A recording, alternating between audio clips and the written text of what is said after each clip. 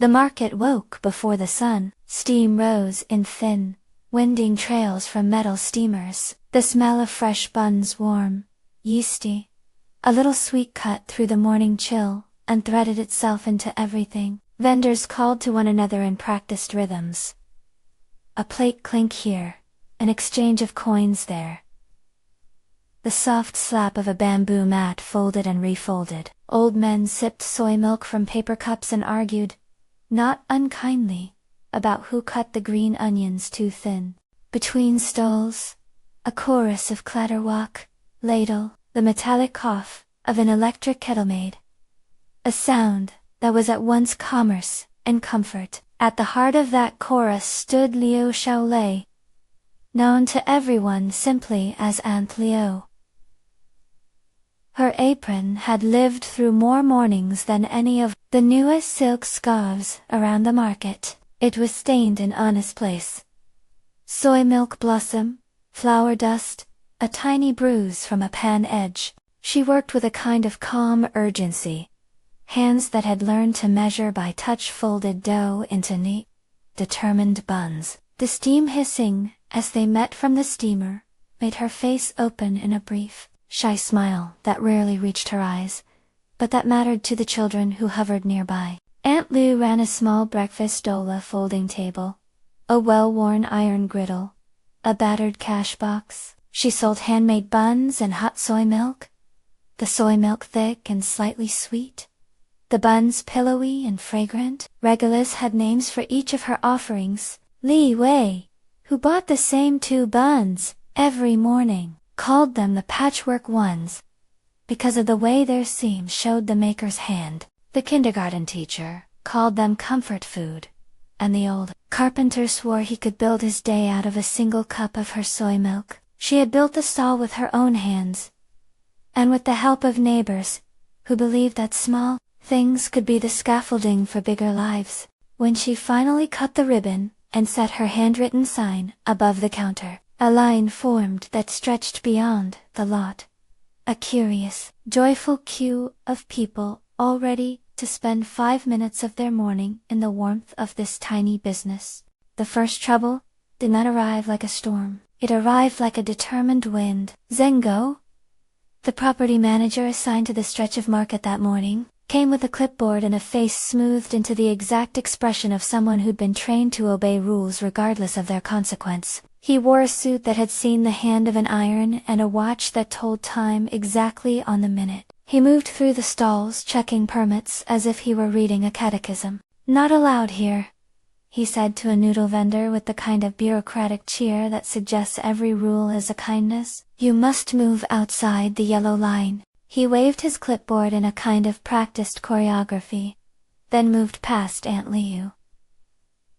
Her stall was modest, her permit in order because she had the patience to sit through municipal counters and bureaucracy. But Zheng Biao's attention was not about legality so much as about a line in his report that said the market had to normalize before a development inspection. Normal to him meant clean lines, paved spaces, and vendors whose smiles were polished into polite, regulated compliance.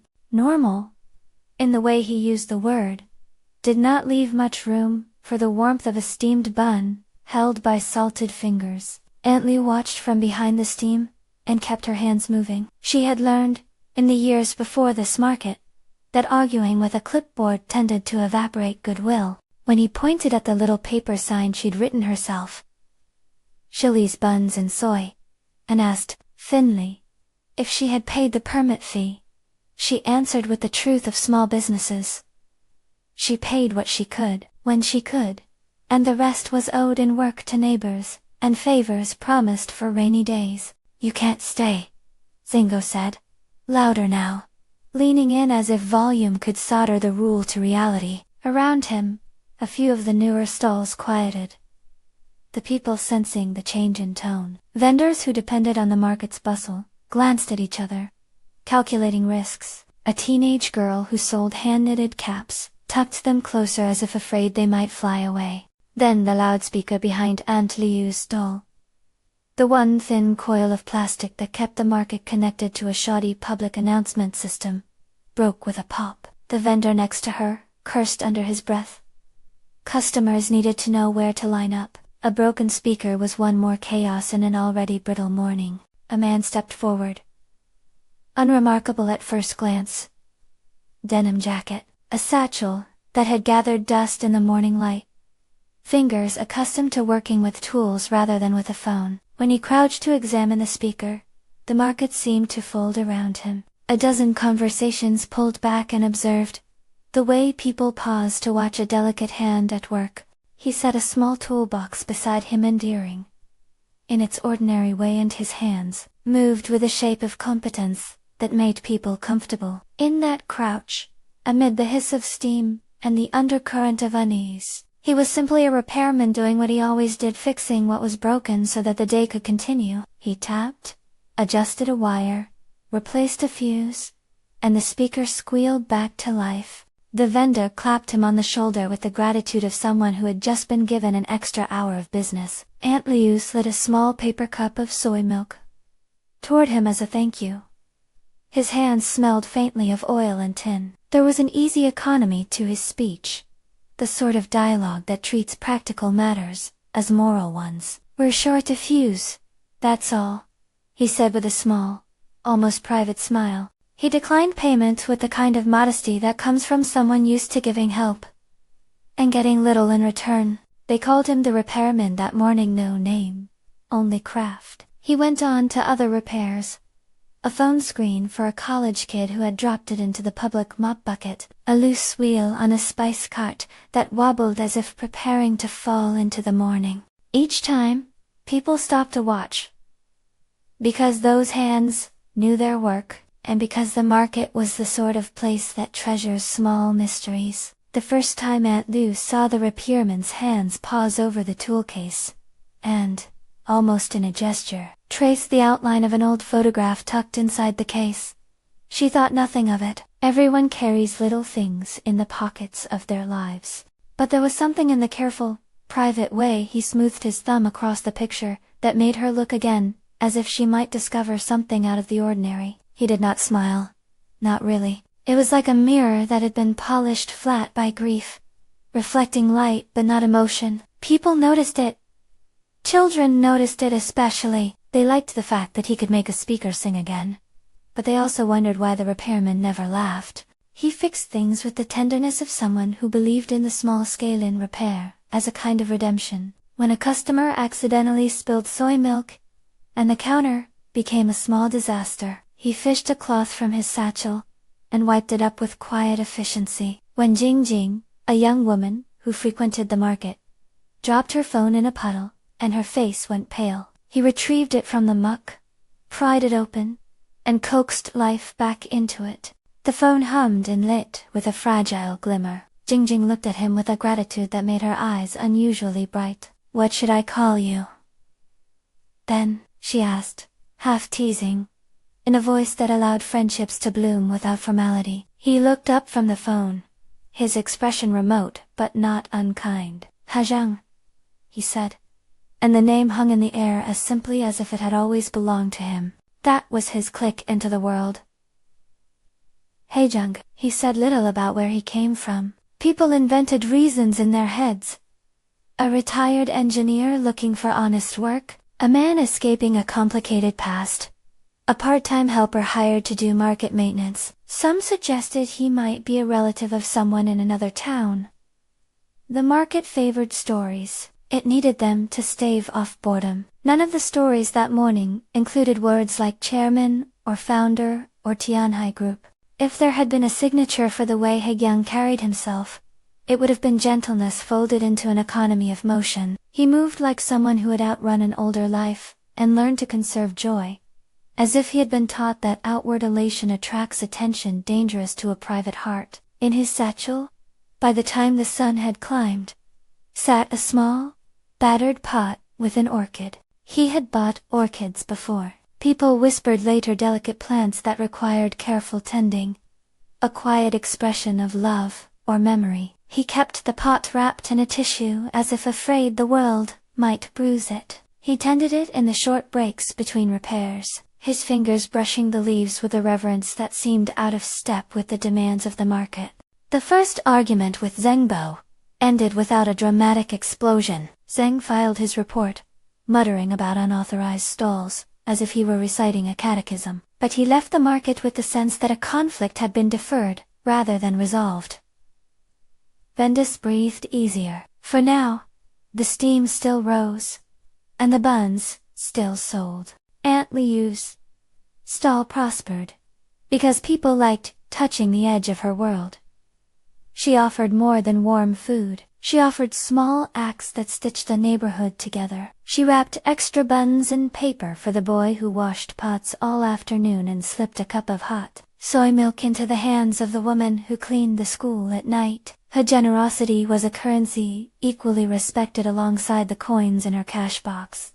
Jingjing's connection to the market was different. She had an air that suggested a border between two worlds. She moved easily among vendors, but she also wore clothes that suggested another life.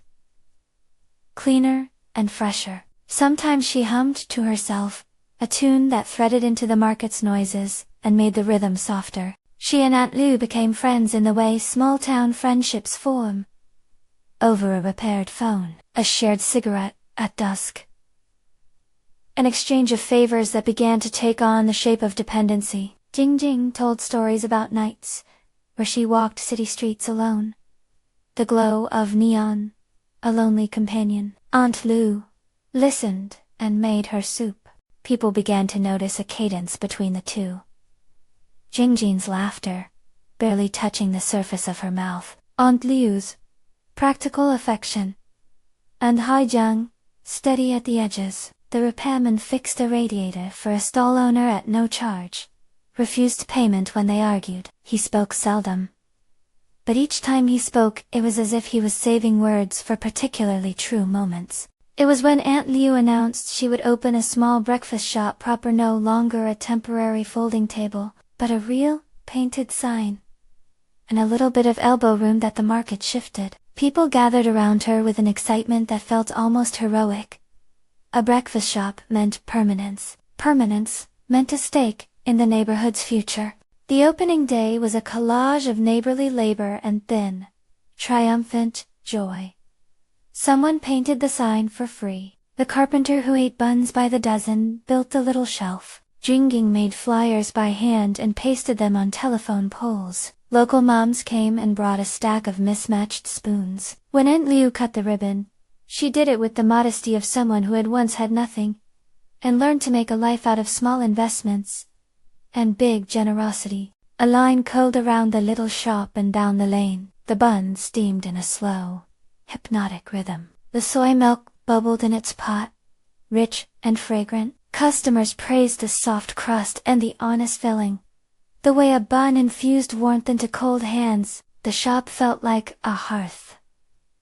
Not everyone liked that hearth. On the second week, the Su family arrived elegant, in the way that comes from money, rather than taste. They wore clothes that touched the ground like proclamations, and shoes that cost more than a week's supply of buns. Yingjing, the Su daughter, entered as if she owned the morning and in the way rich people sometimes do. She expected commerce to bend to her displeasure. She cut the line with the effortless entitlement of someone who never learned to wait. A cluster of whispered complaints rose like a small cloud, then dispersed under the stern eyes of her attendants. Aunt Liu noticed, as she noticed everything, but she kept her head bowed over the steamer. The market, after all, survived on patience and the tacit understanding that small indignities were part of existence. Then the silk dress incident happened with the clumsiness of fate. Yingjing leaned to take a picture of a friend, her phone angling toward the display of buns. A child darted between legs chasing a balloon. Yingjing's sleeve caught on a hook. A tray tip time slowed the silk sleeve, brushed the corner of the bun warmer, and a smear of oil, a dark, sticky line, landed on the gleaming fabric. Gasps, quick and sharp, cut across the line. The world congealed into the precise moment where embarrassment becomes theater. Yingjing stepped back, as if recoiling from a bruise. She looked at the stain as if betrayal had sprung from the world. Her face flushed a practiced color designed for effect. Her attendants began to murmur about hygiene and sanitation and standards. Sanitation. One of them said loudly enough for anyone to hear, using the word as if it were a verdict in a court. This is an open stall. Contamination. You can't bring filth into where people eat. Another sniffed, eyeing the paper cups and the steam like they were suspects. Aunt Liu's hands stilled over the buns. For a moment, the market felt like a jury. Vendors shifted uneasily. Some spoke up in quiet defense. But the Su family's disdain was a kind of social pressure that felt heavy enough to kneel under. Zheng Bao reappeared like a judge who had been given an opening. He glanced at the stain with a kind of procedural relish. You see, Zheng said to the surrounding crowd, adopting the eloquent tone of the petty powerful, this is why we must regulate. This is why we cannot allow stalls where contamination might. Aunt Liu had a way of answering that was both honest and fragile. She could have solved the exchange with a hard word, a demand for an apology, but she understood how fragile a new shop could be in the face of rich mouths. Instead, she offered the only weapon she had that would not escalate to conflict. Truth. It was an accident, she said, voice small but clear. We'll clean it. I can make you a fresh bun. That answer was not enough for half the crowd. The rich family wanted more. A public apology. An admission of liability. Possibly a refund. They wanted spectacle. They wanted to underscore their superiority. And then Hajang stepped forward. He did not make a scene.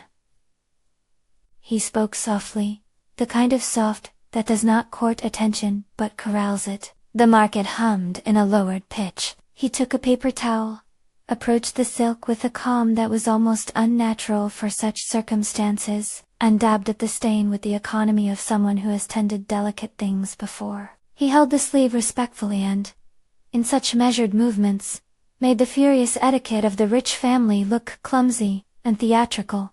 Accidents happen, he said. Let her clean it. Let's fix it. His words were not a plea to the Su family so much as an appeal to the crowd. They had the effect of a small, steadying hand on a shaking thing. What followed was not a confrontation but a slow restoration of balance. Someone handed over a damp cloth. Another offered the use of a little soap, and Jingjing murmured a few practical instructions. The soap came cleaner than expected. Yingjing, saved from the gall of a public quarrel, smiled thinly, and withdrew with her entourage. There was a ripple afterward, an undercurrent of gratitude. A quiet admiration. People who had watched the scene stitch it into their morning stories. The vendor who had been threatened the week before came by with a cup of tea for Aunt Liu.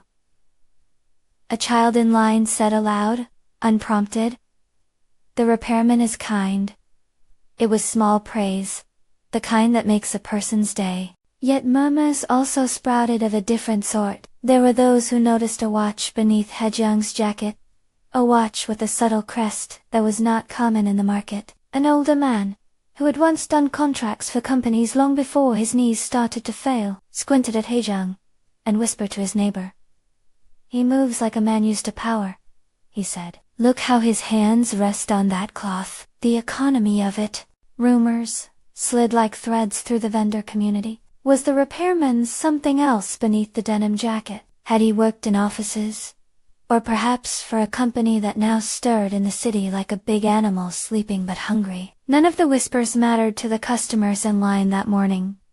They wanted buns, but gossip is a thing that eats into calm places. It takes root in small gardens and begins to change the landscape. That evening, after the market had folded into itself, and the last of the steam had gone into the violet of the sky, Hajang sat with Jingjing on the low step outside a shop, the battered pot with the orchid between them, like a quiet argument. Jingjing hummed the same tune she always hummed when she was thinking, and the sound wrapped around the orchid and the dim streetlight. "You know why you do it, right?" she asked, looking at him more as a daughter might than as a friend. She knew things about him. She knew what he would never say to most people. He kept his hands folded, as if saving emotion for a later time. "I repair what I can," he said simply. It keeps things useful. That's not what I mean, she pressed. Why hide? Why come here? In jeans and a satchel. And mend old speakers. Why not? Face it. He glanced at her. He had the look of a man who had been learned by someone who had catalogued hurts, and then chosen a life that would not invite more. Because when you are known, people ask of you in ways you cannot refuse, he said, his voice an almost rusty whisper. People assume resources, assistance. They think you do not feel the need to eat with your hands, to wait in line, to be helped by neighbors. I wanted to know, what would it be like to be ordinary for a time? Jingjing considered him. Her eyes softened. Being ordinary fits you. Sometimes, she said, it makes you kinder in a way that matters. He did not smile. That absence had become something of a legend among those who began to notice. The man who was helpful but who did not laugh. Stories grew teeth. By the next morning the rumor had a fuller shape in the market. They said Ha Zheng was more than he seemed. They said he had been smitten by disappointment, years ago. Someone had betrayed a trust. A deal had gone wrong and he had withdrawn an expression like a cat withdrawing its claws. 20 years of not smiling. Someone added with a theatrical gasp. The number circulated as if it were a measurement of sorrow. Aunt Liu ignored the rumor. She had known sorrow, she had sewn grief into the daily fabric of living. But she also had a stubbornness that came from being small and knowing how to survive. When a group of well-dressed people pushed into her shop and conspired to place a chair at the door in ostentatious sort of monitoring, meant to shame the vendors and declare their domainship, said her jaw precisely, as if she were preparing dough. You can't simply stand there and block customers, she told them in a voice that was plain and steady. We follow rules. We've paid what we owe. If there's a problem, speak to me. I won't be driven off because someone thinks themselves more proper. The young man at the head of the group, with the flat smile of those who think manners substitute for decency, leaned in as if proximity could intimidate her. It's about standards, he said, and hygiene. Her hands moved as if to finish a sentence in dough, then paused. Standards that punish people who earn their bread, she said, and the words did not shout, they simply settled. There was dignity in the simplicity. Ha Zheng, present in the market, as always, stepped in. He did not take up a defense with fiery rhetoric. He quoted receipts and permits, spoke to Zhen Bao in an even tone that was legal without sounding like a bureaucrat. He called in a favor small. Quiet. He made a phone call to someone who understood that sometimes the soft insistence of facts mattered more than raised voices. Zheng Bo, who had been sharpening himself on indignation, found his edge blunted by paper and the possibility of official review. He retreated. Words muttered, like last breaths of threat. That intervention so unobtrusive had the effect of saving Aunt Liu's shop for a little longer. People watched how he handled conflict, with a measured consequence, and not an overplay of dominance. It made them wonder if he carried authority somewhere else. In the week that followed, small kindnesses mounted. He fixed the shop's old kettle when it began to leak. He installed a little shelf so people could set their cups while they tried their buns. Once, when an elderly regular sat too long on a stool, lost in a small sadness, Ha Zheng brought 2 buns and the soy milk across the counter, and sat with him, until the old man's voice regained a little of its color. All the while his pastiff, it must be called, that presented itself in fragments. He kept a photograph folded in one inner pocket. A woman and a child, both smiling, though the smiling did not reach Ha Zheng's face in the picture either. At night, when the market emptied, and the lights pulled, like small moons, over puddles, he watered his orchid with an almost ritual care. The orchid was an emblem of something he could protect without exposing. It was a small proof that tenderness could be hidden, and still exist. Rumor wound its way beyond the market as well. A weekend blogger who liked human interest stories wandered through and wrote a piece on the little breakfast shop and the mysterious repairman. The article skewed toward a melodrama the market did not entirely recognize. Mysterious repairman and the bun lady change a market, it said. And the title alone was enough to set more people on the path of curiosity. More people came to buy buns that week. Some for the food, some for the story. That new energy threatened the delicate equilibrium. The Su family felt ridiculed in the court of public attention. Having been rebuffed in their first attempt at shaming, they began to plot a showier rebuttal. Jingying's circle whispered about staging an incident that would make Aunt Liu appear unsanitary in front of a larger crowd, a spectacle performed with gossip, and a planted camera to make the narrative that the market could do nothing for the city. "You can't let them make fools of us," her father said one evening. The taste of insult like an ugly after-dinner chew. He wanted to ensure that the normalization he favored would make the market invisible. In the city's development plan, he thought in terms of property and margins, and the way human narratives could be subsumed under the business of progress. Zheng Bao, sensing a chance to cement his authority, nodded with the kind of smile that promises to impose order. "Leave it to me," he said. But his voice had the tremor of someone who takes delight in petty domination. Aunt Liu slept that night to the sound of a city breathing.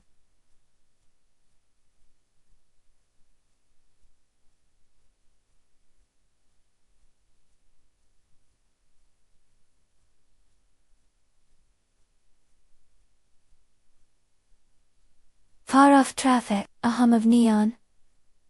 The soft shuffle of late-night vendors cleaning up. She worried as small people do about flour prices. About a gram of sugar lost to a mistake.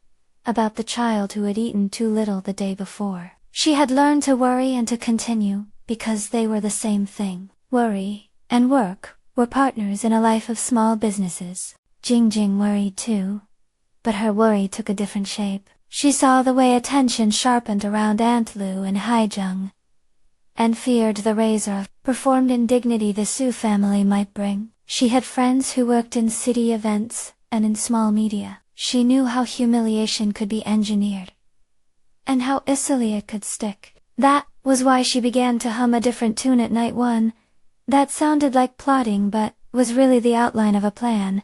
The next day, the market felt like a place awaiting a verdict. Every person waiting for a bun could not help but notice the way the Su family's driver parked a little too long at the curb, or the way a video crew that had once filmed a renovation project loitered by the bakery. A sense of being observed made the market look smaller, as if its edges could be erased by a camera's angle. Aunt Liu moved through the morning with her usual grace. She served soy milk and buns with the efficiency of someone who had no luxury to be flustered. But when an elegantly uniformed woman stepped into the shop and walked around like a judge, scanning the counters, Aunt Liu felt the room compress a little. "You have a permit?"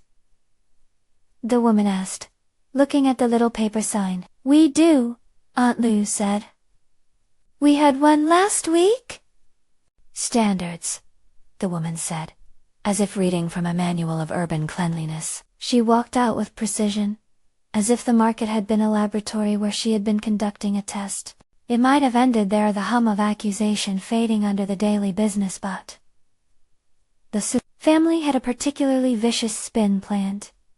An influencer acquaintance would say, slyly and loudly, that the buns were made in poor conditions. A staged accidental spill would happen with a camera ready to catch the outrage. In those modern times, outrage was a currency that could buy a kind of victory even when truth resisted. Jingjing watched each move, and felt her chest tighten into a knot. She went to Hajiang and told him, and he simply listened, as if her words were threads he needed to feel before deciding how to weave them. He did not promise a counterplated drama. He refused the easy position of a powerful man taking the stage. "We will not fight spectacle with spectacle," he said. "We will make our case through what we do." But making a case required visibility, in a way they did not yet possess. Words would be overshadowed by a camera. If the elites engineered a public humiliation with prearranged cameras and a savvy script, the market might not survive the weight of the narrative. That was why, by late afternoon, Jingjing began to speak in earnest to Aunt Liu about another kind of visibility, the kind that comes from being loved publicly, from the humble power of authenticity. She suggested they enter the upcoming city event, a singing contest that had been announced on local feeds. It was a small civic festival the city used to promote grassroots culture, an event, usually, filled with polished amateurs and sentimental crowd pleasers. People liked the idea of real life being shown on a stage. People vote with their hearts, Jingjing said, the plan forming like dough. If you go up there and sing from where you are, no polish, no pretense maybe, people will see the truth. Aunt Liu hesitated. Her hands moved as if they were checking the edge of a pan. She had lived a life where small kindnesses mattered more than public approval. Her hunger was for safety, not celebrity. I am not a singer, she said. I make buns. Songs are like buns, Jingjing insisted. They warm a room. They make people remember. They make people feel that you belong. The proposal had risk. If they failed, if the Su family planted a story, and the judges trended with them, Aunt Liu would face a humiliation more profound than the silk incident. But Jingjing, stubborn and agile, pointed out something important. The contest had a public voting system, and promised transparency for the first time in years, because the organizers wanted to show they were fair. Votes would be counted, live a sealed box verified by a third party and broadcast on a small local channel. Transparency, Jingjing said, using the same word Zhengguo loved. But for once, let it be our ally. A plan began to take shape that afternoon. It was simple in idea, and complex in execution, requiring faith from people who feared being laughed at by the very community they served. Jingjing proposed they use Aunt Liu's authentic voice to cut through the cultivated narratives of the wealthy. No slick performance, no prepared theatrics. Let the song be true, let people decide on their own, and, most importantly, ensure that the voting would be seen as official and transparent mechanism they could point to if someone tried to claim the result had been manipulated. There were practical worries. Aunt Liu needed to practice. Her hands were used to dough and ladles, not microphones. She worried about being laughed at.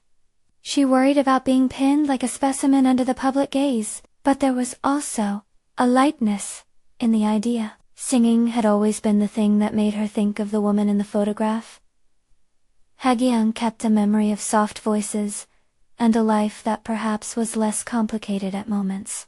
Hagyang, for his part, listened and offered small suggestions that were honest and useful. He knew people who ran. He knew a technician who could make sure the voting seal was properly explained on broadcast. He knew a few people in radio who could explain a simple principle of transparency in terms ordinary people could follow. He also made sure Aunt Liu had a comfortable pair of shoes, for the long evening practicalities mattered. The cleverness of the plan was that it did not rely on spectacle to counter spectacle. It relied on an audience's hunger for something real. It depended on Aunt Liu's dignity and on the community's ability to see authenticity and reward it. And it required risk. If performed badly, Aunt Liu could be ridiculed openly, and the Su family's smear would become a viral anecdote. They decided to try. Word about Aunt Liu's decision spread like yeast. Vendors who had lined up for buns began to talk about the contest as if it were another kind of service. They would gather. They would vote. They would stand with her. The market began to feel a kind of quiet electricity, the way a neighborhood buzzes before a small, meaningful storm. People offered to drive Aunt Liu to rehearsals, to escort her through the crowded backstage, to stand with her publicly, so that her presence would have more shoulders behind it than a lone figure on a wooden stage. The Su family did not sit idle. They tightened their circle and sharpened their plan. If there was to be a performance, they decided, it would be used to humiliate. They would seed criticism, plant subtle doubts in the judges' minds, and, if possible, secure an inside voice to question votes. They would do it politely, of course through a friend in the contest's organizing committee, a suggestion that perhaps the standards needed a bit more polish. When the day of the rehearsal came, the market sent a small delegation. Hajiang fixed the borrowed microphone stand. He tuned the wire so the sound would not crackle when Aunt Liu sang. He stood near her. Not as a showman waiting for applause, but like a neighbor who has come to mind the fence after a long storm. His hands, which had tuned microphones and coaxed speakers to life, hovered ready. Jingjing adjusted the mic stand with a tremor of nervous habit, smoothing an invisible wrinkle in the air between Aunt Liu and the stage. Aunt Liu blinked under the bright backstage lights, as if stepping into sunlight after years in a doorway. The rehearsals had been awkward at first, her voice thin when she tried to carry a note, a laugh that trembled like steam off a pot. But there was something in her phrasing, some unpolished honesty, that warmed the room in a way practiced singers rarely managed. She sang as if being heard were a relief, rather than an ambition. Each line landed like a fresh bun in a hand. Small comfort, plain truth. The plan hinged on 3 things: authenticity, a transparent voting system, and a public confirmation of facts that could not be spun. Jingjing had negotiated with the contest organizers. They agreed to a live vote count, a sealed box from which tallies would be revealed on camera, and a third-party auditor whose name Jingjing's friend vouched for as reputable. Hajiang arranged for a technician friend to double-check the broadcast, fed no sudden cuts, no mystery edits. Mr. Chun and Mr. Zhao had agreed, quietly, and because they believed in the human thing inside the business, to stand ready to verify any claim on behalf of the chairman, if it became necessary. "It's risky," Jingjing said one evening, voice a low thread between her and Hajiang, as they walked the quiet street toward the market. "They can still make trouble. They can plant someone, stir the judges, but if the votes are public and the box is sealed and the chairman's assistant says it's verified, people can't smoke out truth that easily." Hajiang's hands were clean from fixing a fan in the community center. He carried the orchid pot under one arm, wrapped in the same tissue he'd used since the market first met him. He loved rituals, things that required tending. "Truth is a stubborn plant," he said. "You water it, you keep the weeds away, and sometimes it blooms in the middle of a courtyard."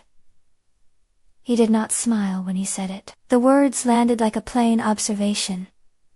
But Jingjing heard something like a promise. In the days before the contest, the market became a theater of small rebellions and tender logistics. Regulars who would otherwise be content with a bowl of soy milk at dawn, now came late at night to help Aunt Liu practice breathing into a song. The carpenter who had built her sign came to measure where her shoes should press into the stage floor. A college kid who had once had his phone saved from a puddle by Hajiang offered to make a short video explaining how the voting worked. Simple graphics that would play on the local channel, to explain what seal meant, why third-party verification mattered. The Su family, sensing their control fraying, mounted a counter-offensive. They sponsored a tasteful commentary piece on a local lifestyle site about standards in a modern city. They invited a minor influencer to taste high-end breakfast at a new cafe that sold buns for twice the price, and then post a thinly disparaging story about street vendors. The smear was the modern economy of small cruelties.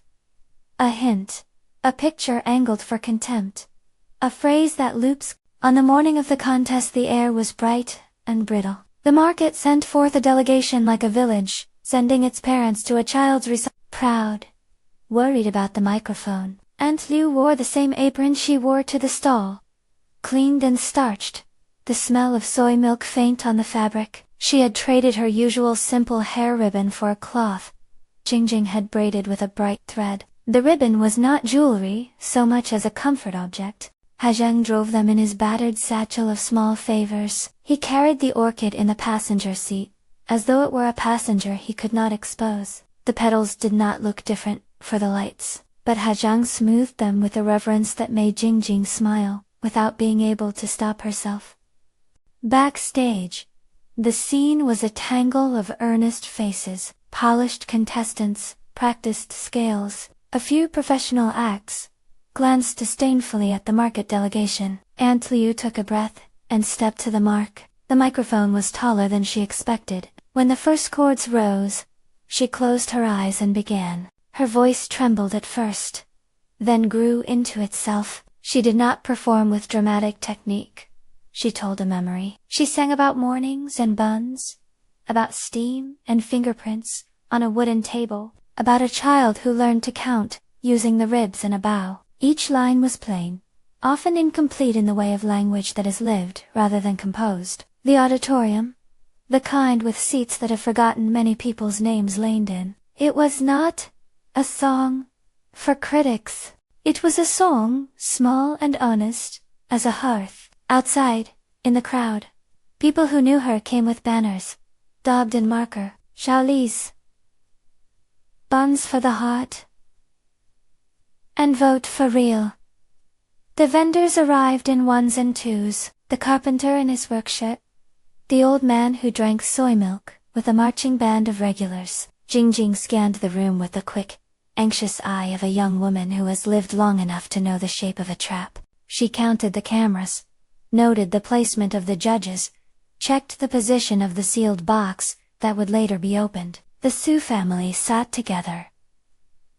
All the control of a family used to being the center of agency. Yingning angled 4 camera frames, smiling in a way that had been rehearsed between Shofa and Mira. Her father's jaw set with a kind of promise that money makes to itself, that it will buy influence if it does not buy respect. The performances were a scramble of polished acts and vulnerable attempts. A choir of a church group sang in harmonies tight as polished silverware. A young soloist did a rendition of a song so technical. A judge mouthed the scales like a bookkeeper. The audience applauded appropriately for each. Yet there was a restlessness, a sense that something else might still happen. When voting opened, the plan's two most fragile components came into focus. First, the sealed box was placed in a clear glass case, with a tamper-evident seal, and an official stamp from the auditor, who had agreed to be present. Second, the live feed had been secured. The technician He Jiang had sat in a booth, monitoring the stream. Jingjing had arranged for a 2-minute, explicable to run during intermission, so viewers at home knew the count would be transparent. The two pieces together would make it difficult for a manufactured narrative to override raw tally. The Su family tried to seed doubt by whispering that the market's people would not understand how to vote properly. A few opportunistic influencers were ready to condescend on camera about basics of civic engagement. The judges listened with professional nonchalance until one of them, a middle-aged woman with soft eyes that had seen 1,000 DACs, asked the question that mattered most to a room full of people. If the people vote for authenticity, should we ignore them because we prefer polish? It was a question that had no easy answer for a judge whose job it was to weigh both craft and heart. But it was a small victory for Aunt Liu, and for the idea they had staked their plan on, that authenticity, when given a fair hearing, would be heard.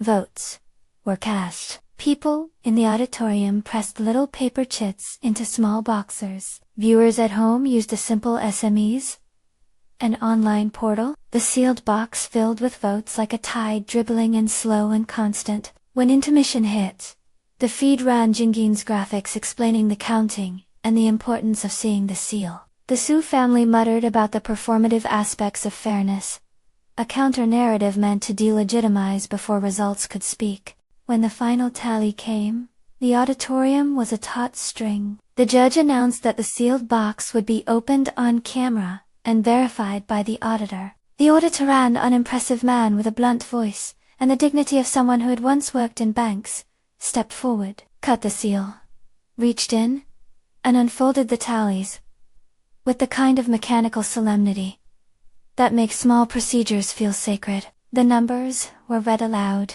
and recorded. Aunt Liu's name, as simple as a receipt stapled to a drawer, rose in the count like steam. The laughter of victory from the audience was not a single sound, but a complex wave. The market's regulars laughed, because they had expected it. Strangers laughed because the song had moved them. Yoon, a stolid neighbor, cried out in surprise, a little laugh breaking his voice. The Su family's posture slackened. They had not expected the crowd to choose authenticity so decisively. Their plan had relied on the judge's tilt or on a seated clip to sway public perception. Neither had worked. "Please join us on stage," the MC said, and Aunt Liu walked up as if she were climbing the small rise outside her shop to fetch a kettle. She was flushed but steady, her hands in the pockets of her apron, like two small anchors. The MC held up the sealed ballot tally sheet and announced, carefully, that an independent auditor had verified the count, and that the broadcast would show every step again to ensure transparency. It was at that moment, between the announcement and the applause, with the camera scanning faces, with Jingjing at her elbow and Heijang just off stage, that someone in the crowd shouted, a soft voice that carried like a bell, "Isn't that the repairman, the one who fixes things?" Cameras whooped, then trained themselves. Someone in the front row recognized Heijang's Sacha, the way he carried himself, and then a face in the crowd remembered the crest on the watch they had glimpsed. Snapchat and the live feed did the rest. Rumors turned tangible. It would have been enough for the Su family to let it be gossip, but the moment had become electricity. One of the judges, curious and professional, asked aloud what they had learned about the repairman. A ripple of whispers confirmed what the market had only dared suggest. The MCE, who had exercised caution as a matter of habit, felt the change in energy and offered an easy stage invitation. "If Mr. Heijang would be willing to come up for a moment, we have on record that this contest honors grassroots culture, and we'd like to celebrate those who make that culture possible." Mr. Chun, who had agreed to stand by the team in case identity questions became relevant, stepped forward then. He was small in frame but careful in expression, the kind of assistant who has learned to represent a larger presence in measured ways. When he reached the stage, he did not make a show of it. He placed his hands on the podium and, with a voice that had been schooled in official procedures, announced plainly, "On behalf of Tianhai Group, I can confirm that Mr. Zhang Heijang is the chairman. He has chosen to spend time among citizens in this community under another name. Any details beyond that are personal, but we can verify his identity for the record." There was a beat of silence so profound it felt like the room inhaled together. Then 1,000 frames of recognition clicked as people who had seen him in the market realized the same. Hands that fixed speakers were the hands that had once shaken hands in boardrooms. The Su family's faces registered a new calculation. There were optics to manage now, reputations to protect, a narrative to salvage. The MC, seizing the moment as someone who understands that television must keep its threads neat, gestured at Hey, "Mr. Zhang, if you'd like to say a few words, Heijang?" Moved forward. For the first time in front of this many people, his formality did not feel imposed. It felt like the natural posture of a man who had prepared himself to be both simple and true. He bowed his head in a small, respectful nod, and then unexpectedly laughed. It began as a tiny sound, an airy exhale like someone who had been holding breath for a long distance and finally let it go. It was not theatrical. It had no crafted cadence. It was a laugh that came from a place between surprise and relief, the kind of laugh that happens when someone sees the absurdity of their own careful fortifications and realizes they no longer need them. Laughter spread across his face and, as it did, the world seemed to tilt toward a softer axis. His mouth curved into something fully human, a smile that touched his eyes, not merely the polite set of muscles practiced for photos. The effect on the audience was immediate. A woman in the front row who had bought buns from Aunt Liu for years clapped an impetuous hand to her mouth and cried out, half laugh, half joy. Children, who had watched Hajiang for weeks and wondered at his unbent expression, cheered with the wild approval of people who have seen an animal unlearn its wariness. The laugh unlocked a dozen small hysterias of happiness. Strangers smiled at strangers. The judge who had asked the probing question wiped at his eye, and even Yingying's lips twitched, as if rediscovering a capacity for surprise. The sound changed the contest. It was no longer simply about a vote. It was a communal witness to a human thaw. On stage, Jingjing blinked, her face blooming with something that was part vindication and part private delight. She had engineered a plan that asked for honesty and tenderness, and the world had answered in kind. When the laughter settled into something quieter, a warmth that sits in the bones, Hejiang spoke. His voice was steady, careful in the way a man speaks when a life lesson is not being taught, but offered. "I didn't come here to make headlines," he said. "I came because I thought it important to know what it feels like to be ordinary. I fix what I can. I listen to what I can. I do not laugh hissily, because I was told not to, long ago, in ways that made me think laughter would invite more harm than it would joy. Tonight, your song, your truth gave me a reason I hadn't expected." He did not tell the whole story, he did not have to. The photograph he kept came to mind. A woman and a child smiling. That memory, fragile, had been a place he had kept hidden for 20 years. Now, in the light of a song about steam and buns, it felt safe enough to loosen its grip. The laugh had become a small crack in the wall he had built, and what poured through was not performative but genuine. Gratitude, relief, the surprise of being restored a little to himself. Mr. Chun stepped forward again. But this time, not as a sterile corporate representative. He spoke plainly, with the exact gravity a good assistant has for his employer. "We will make an internal review of some of the matters raised in the past weeks involving the market's management. For now, I am here to congratulate the winner. Thank you for reminding us city what community is." The words were careful, as if legal and reputational considerations had their own weight. The effect, however, was immediate. People in the market cheered not only for Aunt Liu, but for the idea that a larger institution could, for a moment, be kind. The Su family, who had relied on sharp edges and the softness of other people to be deferred, found themselves oddly small under the public light. The father forced a smile. Yingying retreated, her practiced posture crumpling at the edges. The contest's organizers, caught between civic pride and the need for fair play, made statements the following day about reaffirming their transparency protocols. An auditor's notes circulated on local feeds about the proper chain of custody for votes. It was the kind of administrative thing that often belongs to bureaucratic dust, but in this case, it read like a public exhale.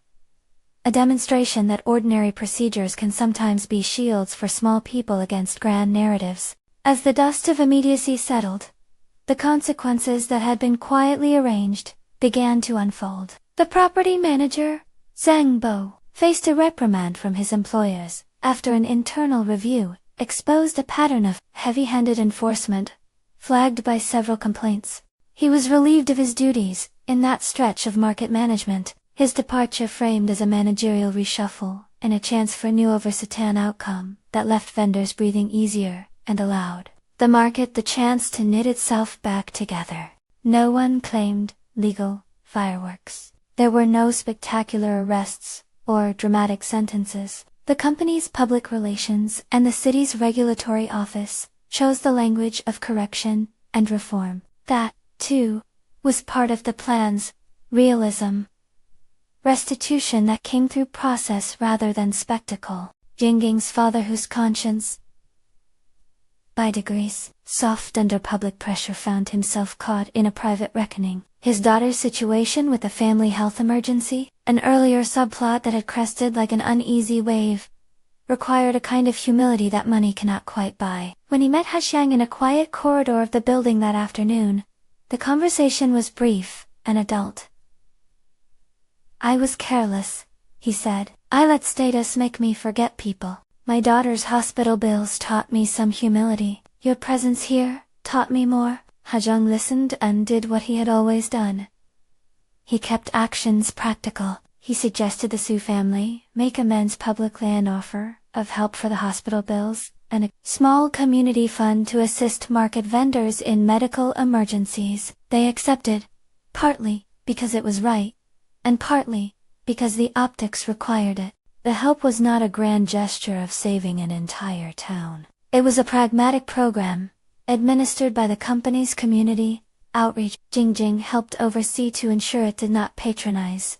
Back at the market, life resumed with a new rhythm. Aunt Liu's breakfast shop saw steady lines, as more people came to taste the buns that had sung a city awake. The stall became a small hub for community programs. A card where people could sign up for assistance. A shelf where someone left a jar of spare change. A board where the carpenter and the college kid posted a modest schedule of tutoring for neighborhood kids. The little shop had become larger than its physical footprint. It had become a place where dignity and economy met without shame. He Yang's presence did not become a headline every morning. He returned to fixing things, to coaxing life into frail electronics, to tending his orchid with the same ritual as before. But his decisions changed. He asked his team to think more carefully about the company's role in neighborhoods. He pushed for quiet policies that supported small entrepreneurs, grant programs for market vendors, expedited permit reviews for those who needed them, and a liaison role that would help the market navigate the tangle of regulation without humiliation. These changes were not announced with fanfare. They arrived in a series of memos, and then in checkbooks and quiet meetings. Mr. Zhao lent his support, not with press releases but with staff who could do the daily work of reform. The relationship between Hajiang and Aunt Liu evolved in ways the market could read, and the rest of the city could not. On rainy afternoons, he would appear with a thermos and sit at the little corner table outside her shop, talking about nothing and offering help with small, practical fixes. She steamed buns and taught him the small geometry of dough. He taught her how to recognize a fake fuse from a real one. She taught him how to listen to a song as if it were a weather report of a heart. They were not lovers in the thrumming, cinematic sense at first. They were two people discovering that life could be shared in ordinary acts. A repaired phone, a returned pot of soy milk, a quiet apology when one of them misjudged the other. There were awkward intimacies. Hajiang learning how to scoop the soy milk to the right measure without spilling. Aunt Liu, fumbling with what to call him now that some people knew his formal name. He offered her his real name once in a quiet moment, not as a declaration but as a proof. She accepted it, because it was small and true. There were still tests. The Su family tried to reclaim respectability through a local charity gala, casting themselves as patrons.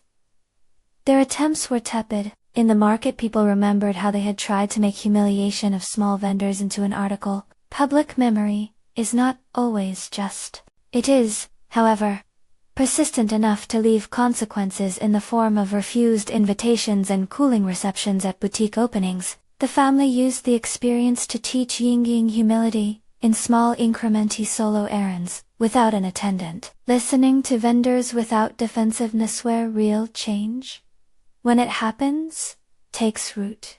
One afternoon, an old woman in the crowd recognized the photograph in Haj's satchel that showed a woman and a child she had once worked in the company. The photo had been taken at, she said. The photograph was not a key to a scandal. It was a fragment of human life. He Gang told a small piece of its story. That he had been betrayed in a way that made him equate being known with being taken from. That he had withdrawn, because he feared that revealing kindness would invite others to see it as currency. The confession was not framed as an excuse, but as an explanation. Aunt Liu listened, and then, with the blunt love of someone who has had to live with hardships, asked for what she needed. Tell me the truth, when I need to know. Do not hide from me the ways of your life when we are making one. He agreed. It was not a grand marital contract. It was a practical outline for honesty. She asked for the same no pretenses. About speeches, or titles, they would be measured against the daily work of living, and the small tests life would bring. The market's economy improved slowly, but recognizably. A small microloan program the company set up helped another vendor expand her food stall. A neighborhood group formed to buy a new PA system for the market so speakers would not break so often. The old carpenter found work building more stools for a nearby community center, funded partly by the outreach programs Hajang had quietly supported. When the municipal office visited to audit market permits, the liaison made the process quick and fair. These were not miracles, no one promised miracles, but they were repairs measured in human terms. Romance, when it took root, did so in the language of small gestures. Hajang once fixed an old bicycle for the little boy who delivered flyers for Aunt Liu's shop. Aunt Liu, watching him, boiled a pot of extra soy milk and set aside the most perfectly browned bun for him. Jingjing's humming returned to their ears like a thread. And at night, the three of them, Hejung, Aunt Liu, Jingjing shared dinner at a small table behind the shop, talking about the day as if giving back its shape. The orchid, tended patiently by Hejung, flowered in a late bloom that surprised no one who knew him. He gave the first flower to Aunt Liu, and she placed it on the counter where customers could see it. The flower became a motif for the market. A small, careful thing that needs light and hands. People began to bring tiny plants to swap, seedlings that fit into the rhythm of a neighborhood that had learned to cultivate respect. A quiet test of honesty arrived months later, when a tabloid tried to suggest that Hajang's involvement in the market had been orchestrated for publicity. The story was petty, an attempt to retell the small human moments for visibility. Hajang did not respond with press conferences. Instead, Mr. Chun released a short account of the company's outreach, and the internal review that had led to Zhang Biao's removal. The company also published a brief fund allocation for small vendors, and a policy to improve communications with community markets. The press release did not become a trophy for Hajang. It became a tool to ensure that the market's future would not be at the mercy of petty managers. As the months passed, Aunt Liu's shop became a place where people left notes on a cork board, a request for flour donated, a volunteer offering to pick up medicine for elders, a boy asking for someone to teach him math. The community, once fragile and always resourceful, organized itself around small acts of dignity. The breakfast shop's success was not measured only in profit. It was measured by the way the laughter in the market deepened, the way children learned to wait in line without spoiling their joy, the way older vendors could retire a little sooner, knowing their place in the neighborhood was valued. The final, quiet scene that felt like a soft punctuation mark on the whole affair happened one evening when the streetlights were just smoke and the soy milk pot had cooled. Hejung and Aunt Liu stood behind the little shop, the orchid between them and the toolkit, leaning against the wall like a faithful dog. "Do you remember your first day in the market?" Aunt Liu asked, stirring the last of a pot into a cup. He smiled, the smile smaller than the laugh of the contest, but real, in the way a newly made thing feels sturdy. "I remember the first speaker I fixed," he said. "I remember thinking I could do that for the rest of my days." "You fixed more than speakers," she said, handing him a cup. "You fixed a place for us on a map we always thought we belonged on." He looked at her, the lights catching the crease at the corner of his eye. "It was your song that loosened something," he admitted. "Not because it moved me theatrically, because it reminded me that people could be true. That truth is worth a laugh." She laughed then, small and bright. And in the sound, there was no triumph, only the relief of shared labor being recognized. They did not promise dramatic futures. They spoke of small plans. To open an afternoon stall for buns, with fillings for children. To teach the neighbor's daughter how to keep accounts in a ledger. To find better shelving for the soup that Jingjing made in winter. Their romance, if it was to be called that, would be woven out of such things: trust, labor, honest confession. The market's sunlight changed with new seasons. The basil on the windowsill grew, and then was replaced by winter herbs. The orchid had another bloom the next spring. Hegyang continued to carry his toolkit, occasionally When someone mumbled about a watch with a crest, he would simply nod, and then fix the thing that truly needed repair.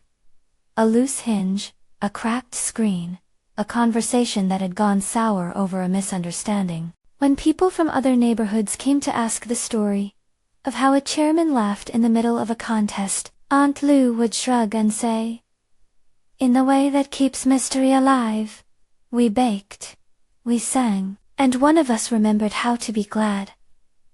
Hajiang, who had once thought himself beyond such statements, would add, sometimes shyly, "I learned to laugh because someone's honesty made it safe." Jing Jing would hum the little tune that had threaded through months of change, and the market would feel whole, not perfect, but steadier. In the end, the thing that moved the city was not the title of chairman, nor the force of a corporate gesture. It was the practice of care. The insistence that small people be treated as people, rather than as obstacles to development. The idea that a breakfast shop could be a hub for dignity. The courage to sing when facing a room that might not smile back. The clever plan had worked precisely because it did not demand spectacle as revenge. It asked for respect, and for an honest hearing. The CEO who had not smiled for 20 years learned, in a single night of public vote and private memory, that a laugh could be an admission and a gift at once. He had not been changed by a single event, in the way tabloids promise change. He had been nudged by a community's simple authenticity into remembering an old part of himself. The laugh was his, earned by honest encounters, by shared meals, by listening. Months later, a news piece ran not as a smear, but as a kind of human interest about a market that refused to be stamped out, a breakfast shop that became a neighborhood's heart, and a chairman who learned to be seen without losing his humility. The segment ended with footage of a steaming pot of soy milk, a slow camera on a perfectly browned bun, and the market's people lining up to trade coins for comfort. If you enjoyed this story, subscribe for more heartwarming tales of ordinary courage and the small, honest gestures that change lives.